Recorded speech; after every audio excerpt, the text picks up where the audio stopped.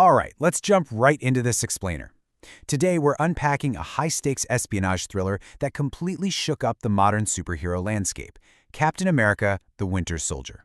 This isn't just your standard story about a guy with a shield. It's really a masterclass in tension. It asks a pretty terrifying question. What happens when the very institutions built to protect us become the absolute greatest threat to our freedom? We're going to break down the massive twists, the brilliant foreshadowing, and some chilling real-world parallels that make this story so incredibly enduring. So we're plunging headfirst into a world of pure paranoia here. Imagine being Steve Rogers. You're a man literally out of time. You wake up decades after World War II, having fought the ultimate evils, helped save New York, and now you're working in Washington, D.C. for S.H.I.E.L.D, the premier global espionage agency. You're just trying to adjust to modern society, right? But then you realize the black and white morality of your past is, well, it's completely gone. The lines are totally blurred. It begs the question, in a world where S.H.I.E.L.D itself is compromised, who can you actually trust? Section 1. Mission: Compromised. S.H.I.E.L.D's hidden agenda. You see, the cracks in the foundation, they start to show during what seems like a totally routine hostage rescue. It's 2 years after the Battle of New York. Rogers and Agent Natasha Romanoff are sent to free hostages on a S.H.I.E.L.D vessel called the Lemurian Star. But mid-mission, Rogers realizes Romanoff has a secret secondary objective from director Nick Fury, extracting highly classified data from the ship's computers. This hidden agenda leads Rogers straight back to S.H.I.E.L.D headquarters, the Triskelion, where Fury introduces him to Project Insight. This thing is massive. We're talking 3 helicarriers linked to spy satellites designed to preemptively eliminate threats. But here's the kicker. When Fury can't decrypt Romanoff's data, he gets suspicious, asks to delay the project, and then boom, he's violently ambushed right in the streets. Fury barely manages to escape to Rogers' apartment, just long enough to hand him the decrypted flash drive and give him a terrifying warning. S.H.I.E.L.D is compromised. And then, moments later, Fury is gunned down by a mysterious assassin and pronounced dead in surgery.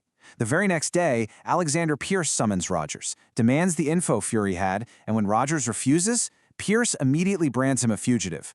Literally overnight, our hero is being hunted by his own strike team. Romanoff tells Rogers that the assassin who took out Fury is known only as the Winter Soldier, a guy so incredibly elusive, the intelligence community basically considers him a ghost story. Which brings us to Section 2, the Hydra Infiltration, Enemies Within. Okay, so using the data from Fury's flash drive, Rogers and Romanoff managed to track a signal to a secret abandoned S.H.I.E.L.D bunker in New Jersey. And their tradecraft here is just great. They literally pose as an engaged couple looking for wedding venues while hiding out at an Apple store. But what they find in that New Jersey bunker, it changes absolutely everything. They boot up this massive, dusty supercomputer that actually houses the preserved consciousness of Arnim Zola, the World War II scientist. And Zola just casually drops the ultimate bombshell. Hydra didn't die in World War II. Nope. It has been secretly operating right inside S.H.I.E.L.D's ranks for decades, purposefully creating global chaos. Their goal? To make humanity so desperate that we'll willingly surrender our own freedom just for the promise of security. After barely surviving a missile strike that vaporizes the bunker, they uncover the true horror of it all, Zola's algorithm. Guys, this is a chilling digital dragnet.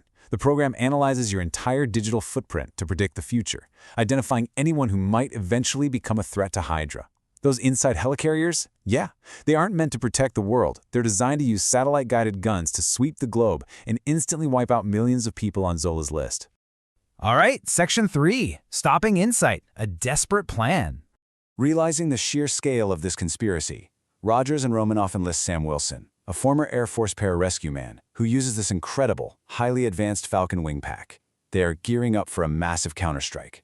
Think about it. S.H.I.E.L.D built Project Insight because they thought preemptive security was the ultimate shield for the globe. But Hydra just hijacked that exact same infrastructure for absolute control through fear and murder.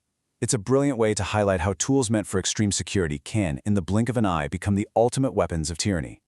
So, after a brutal ambush where Agent Sitwell gets killed, the trio is rescued by Maria Hill and taken to a safe house. And guess who's chilling there? Nick Fury.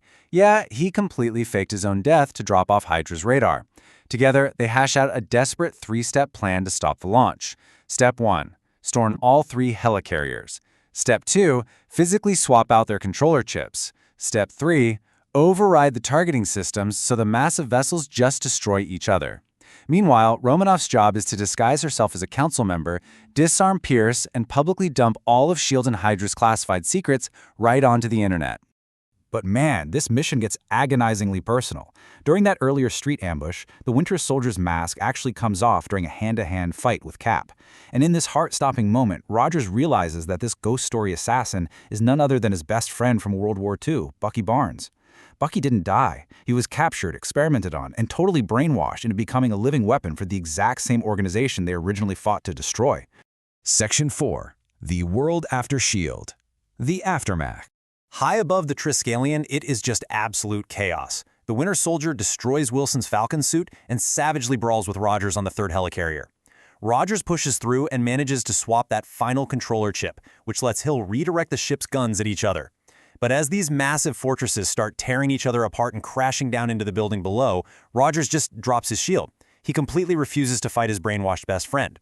As Rogers is thrown from the collapsing ship into the Potomac, the Winter Soldier actually drags his unconscious body to shore, saving him before vanishing into the woods. The immediate fallout? The global espionage landscape is left completely fractured. Romanoff defiantly testifies before a Senate subcommittee. Nick Fury burns his old identity and heads off to Eastern Europe to hunt down remaining Hydra cells. And Rogers and Wilson, they set off on a brand new mission: find Bucky. And finally, Section 5. Declassified. Secrets and Trivia. Hidden Easter eggs. Now, when those helicarriers are locking onto their targets, or when Sitwell is listing off threats earlier in the story, we get some massive world building. Zola's algorithm identifies Bruce Banner, the Hulk. It names Dr. Stephen Strange. It even highlights an anchor in Cairo, which is a clear nod to Mark Spector, better known as Moon Knight. And if you look really closely at the targeting monitors, you can actually see a wireframe model of Stark Tower in New York City, alongside a mugshot of Tony Stark himself. Hydra was literally ready to take out all the heavy hitters in one fell swoop. The story is also absolutely packed with brilliant homages. Remember when Cap jumps out of the plane at the beginning without even bothering to grab a parachute? That's a direct visual tribute to a legendary scene from the first issue of the Ultimates comic book. And that hijacked freighter at the start, the Lemurian Star? That is a super deep-cut reference to Lemuria, the sunken continent created by Jack Kirby that served as the home for a superhuman race called the Deviants. Oh, and in Zola's dusty bunker, Black Widow drops a line directly referencing the 1983 hacker movie War Games, which is super fitting, considering it's a film entirely about defense computers almost triggering a global apocalypse. There's also this great bit of self-aware humor woven right into all the tension. At the very end, we see Nick Fury's fake grave, right? Well, the epitaph etched onto the tombstone reads, "The path of the righteous man, Ezekiel 25:17. That isn't just any Bible verse. It's famously the exact favorite quote of Jules Winfield, the character played by Samuel L. Jackson in the 1994 cult classic Pulp Fiction, just a perfect, sly little nod to the actor playing the director. And the ending sets up an incredible amount of future payoffs. We see the Hydra double agent Brock Rumlow being wheeled away, heavily burned, but still alive. Fans of the source material know those severe burns lead him to put on a mask and become the supervillain Crossbones. Also, during their fights, the Winter Soldier matches Rogers move for move and even catches his shield flawlessly. That's a huge foreshadowing of Bucky Barnes eventually taking over the mantle of Captain America himself. And in a secret mid-credits lab, Hydra's Baron von Strucker is seen examining an energy scepter and experimenting on two superpower twins, one with superhuman speed and the other with telekinetic powers. So, as we wrap up this explainer, I want to leave you pondering the exact dilemma Arnim Zola engineered. It's so easy to just look at the villains in a story and write them off. But the weapon they used here, it wasn't a monster, it wasn't an alien, it was data. It was an algorithm. In our real world of endless data mining, digital footprints, and, ever-expanding global surveillance, where exactly do you draw the line?